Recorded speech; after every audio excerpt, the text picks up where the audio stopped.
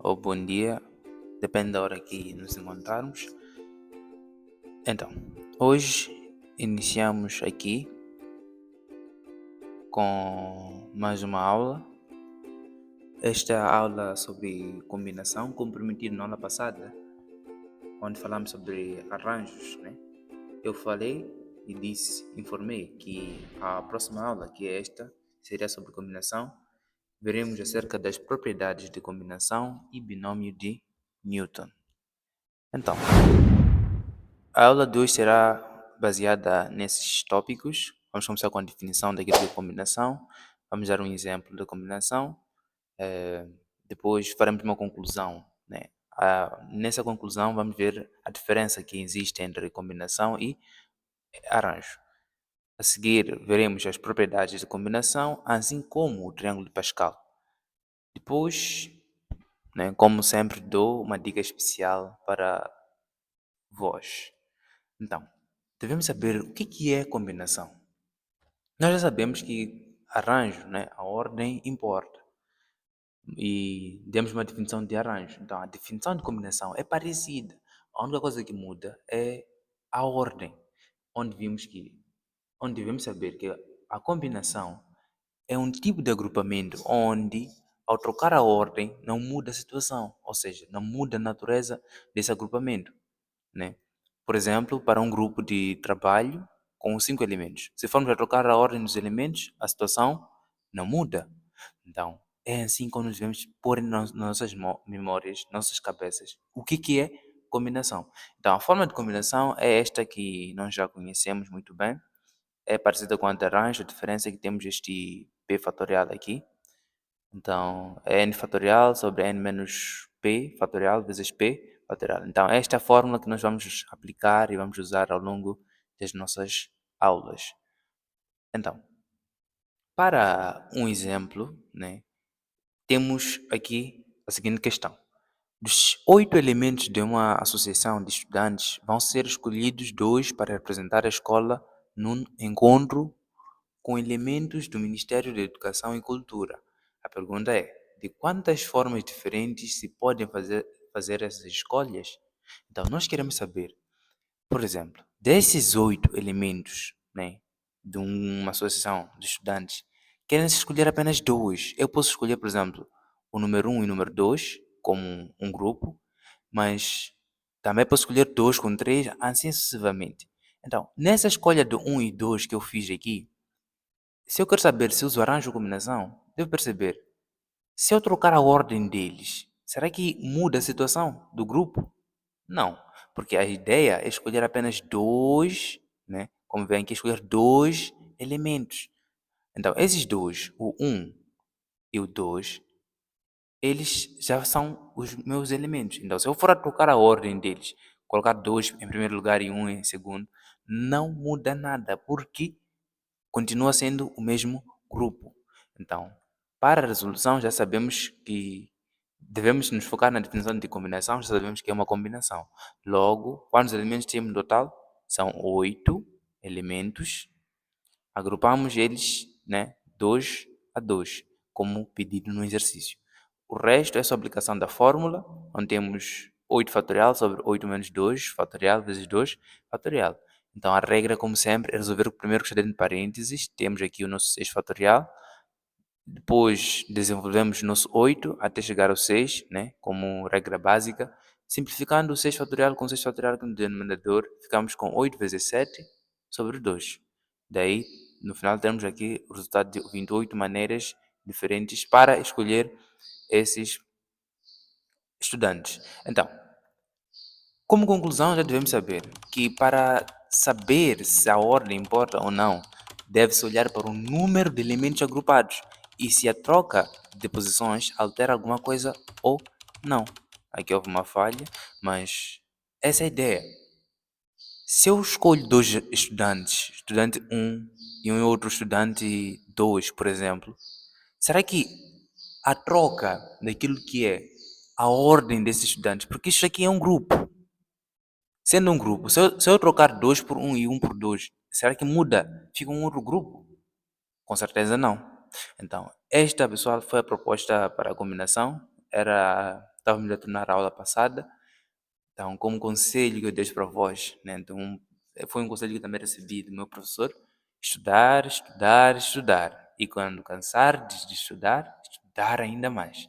Então, esse foi o meu professor Afonso que deixou essa grande dica. Continuando, falando das propriedades, já sabemos que tem várias propriedades, mas aqui vamos focar em três principais. A primeira é esta: quando tu tens combinação de n elementos agrupados 0 a 0. Quando tu agrupas 0 a 0, estás a dizer é um conjunto vazio. Logo, em todos os conjuntos existe sempre apenas um elemento, um conjunto vazio. Nesse caso, esta combinação será sempre igual a 1. E outro caso é quando temos uma combinação de n igual n elementos n a n. Ou seja, quando o número de elementos é igual ao número de agrupamentos, né? Então aí teremos apenas uma possibilidade. Por exemplo, quando tu tens numa turma 50 alunos, tu queres saber quantos grupos de 50 alunos posso formar? É apenas um, não é? Como é um grupo, a ordem não importa. Então, a outra propriedade é esta, que diz combinação de n elementos 0 a 0, n 1 a 1. Então, o que vai crescendo é o p, o valor de p, nesse caso, de 0 para 1, de 1 sucessivamente até chegar n a n. Então, isto tudo aqui será igual a 2 elevado a n.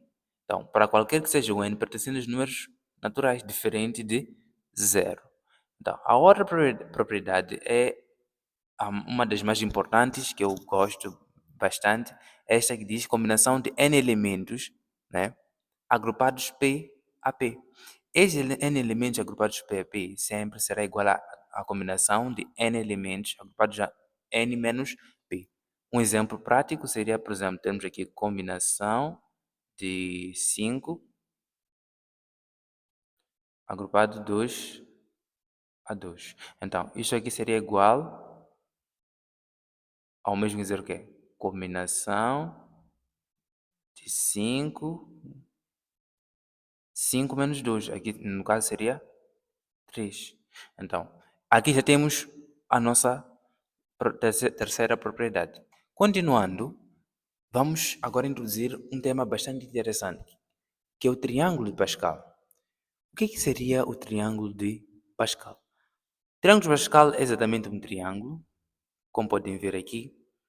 Este triângulo começa desde a combinação de 0 elementos 0 a 0 e vai crescendo, né, em linhas, onde tu tens a linha 0, primeira linha, a linha 1, que é a segunda linha, assim sucessivamente. Ou seja, se eu quero saber quantos elementos tem uma certa linha, por exemplo, é só pegar a linha e somar com 1. Por exemplo, a linha 0 temos um elemento, a linha 1 temos 2 elementos, a linha 5 temos 6 elementos, a linha 6 teríamos 7 elementos, a linha 8 teríamos 9 elementos, assim sucessivamente. Logo, né, isto em números, substituindo estes símbolos pelos valores, teríamos aqui 1 à esquerda, o 1 à direita, assim sucessivamente. Então, este é um triângulo que devem pôr nas vossas mentes. Então, como uma tarefa básica para a próxima aula, né? Cada um pode exercitar no seu caderno e construir o triângulo de Pascal numa boa. Então, vamos agora ao binômio de Newton. Esse está a ocorrer um pouco porque quero mostrar aqui um exercício em particular que é muito especial e vai nos servir de grande ajuda. Então, este aqui é o binômio de Newton. A fórmula básica é essa de combinação de n elementos agrupados P a P. Tens que multiplicar aí por A, né? Se for um binômio por exemplo, do tipo A mais B elevado a N, então aí terás A elevado a N menos P vezes B elevado a P. Então, tem aqui alguns exemplos práticos. Se quiseres, podes pausar o vídeo, tentar entender, mas o binômio de Newton será abordado na próxima aula. Essa é a aula que vamos focar muito mais no binômio de Newton. E para hoje eu trouxe aqui uma proposta de 2 exercícios em especial acerca de combinação e de arranjo. Então, a primeira questão já diz: de quantas maneiras diferentes, né, de quantas maneiras se podem distribuir por 12 pessoas 4 bolos iguais e 8 bolos diferentes? E a segunda questão diz que a turma A tem 46 alunos, o professor de português que vai escolher 5 para um trabalho de grupo e 9 para desempenhar, cada um deles um papel numa peça de teatro. De quantas maneiras pode ser feita a escolha? Então, iniciando com a primeira questão, nós já temos aí uma noção básica do que pode acontecer. Então, quando dizem de quantas maneiras se podem distribuir por 12 pessoas, 4 bolos iguais e 8 diferentes, temos que perceber que é uma situação de combinação e arranjo. Mas como é que vamos perceber isso? Nós temos no total 12 pessoas, isso está mais que claro. Depois temos 4 bolos iguais. Esses 4 bolos iguais, nós temos que colocar como se fosse combinação. Por quê? A ordem não importa. Como são todos bolos iguais, eu posso dar a qualquer uma das pessoas. E aí, não importando a ordem. Vamos supor que eu dou a João, Pedro, Alfredo e Maria. Se eu dar primeiro a Maria ou o primeiro o Alfredo, não muda nada, porque os bolos são iguais. Então, como a ordem não importa, usamos combinação.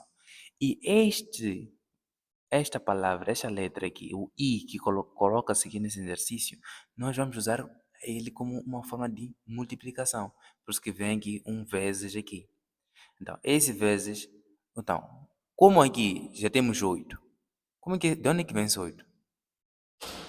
Este 8 vem da subtração de 12 pelo 4. Então, 12 menos 4 traz-nos aqui o 8. Não é? Nos traz aqui o 8. Então, deixa-me apagar isto só para termos alguma organização no nosso quadro. Muito bem. Então, continuando. Eu dizia que temos aqui o 8, este 8 aqui no arranjo, na parte do número de elementos, tiramos das 12 pessoas, tiramos as 4 pessoas que já foram selecionadas, então ficamos com 8 pessoas. E vamos ocupar 8 bolos diferentes. Como são bolos diferentes? Se eu for a trocar a ordem dos bolos, será uma maneira nova de distribuir os bolos. Então, por isso que aí ficamos com arranjo de 8 pessoas que sobraram, porque as 4 já tiveram bolo, agrupados 8 a 8. Então ficamos aqui com o resultado de 19.958.200 maneiras de se distribuir. Então, essas maneiras aqui, vocês podem calcular, né, a combinação e o arranjo. Isso já foi explicado tanto no vídeo anterior quanto neste vídeo corrente. Então, o segundo exercício já diz, né, é um exercício parecido, então podem tentar interpretar. Já diz que a turma A tem 46 alunos. Então, número de elementos total 46. O professor de português vai escolher 5 para um trabalho de grupo. Logo, como vai escolher 5 elementos para um trabalho de grupo, um trabalho em grupo já sabemos que a ordem não importa. Não muda nada trocar a ordem, porque o grupo continua o mesmo, permanece o mesmo. Então, vou colocar aqui como sendo combinação de 46 elementos agrupados 5 a 5. Então, para os papéis das peças, quer dizer, vamos supor que é uma peça de teatro, né? Como ele já diz, é uma peça de teatro. Vamos supor que é sobre a independência do país.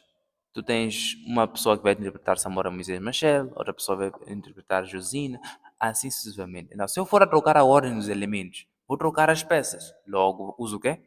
Arranjo, exatamente. Então, já imaginam de onde que vem um 41. Então, 46 menos 5 vai dar 41. Porque são 5 pessoas já foram escolhidas para fazer o trabalho. E as 9, né? Vamos aqui agrupar 9 a 9 para ter o arranjo. Lembrar que esta multiplicação vem mesmo do fator i. Então, isto aqui podem deixar tal como está, como também podem resolver e terão lá o resultado correto. Então, pessoal, muito obrigado pela vossa atenção. A aula de hoje foi mesmo um pouco puxada e espero que se inscrevam no meu canal. Se inscrevam no meu canal, deixem um like.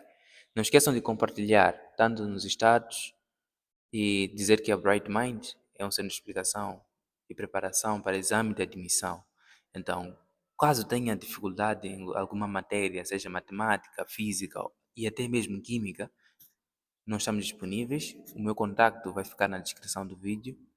E é tudo. Até a próxima. Tchau!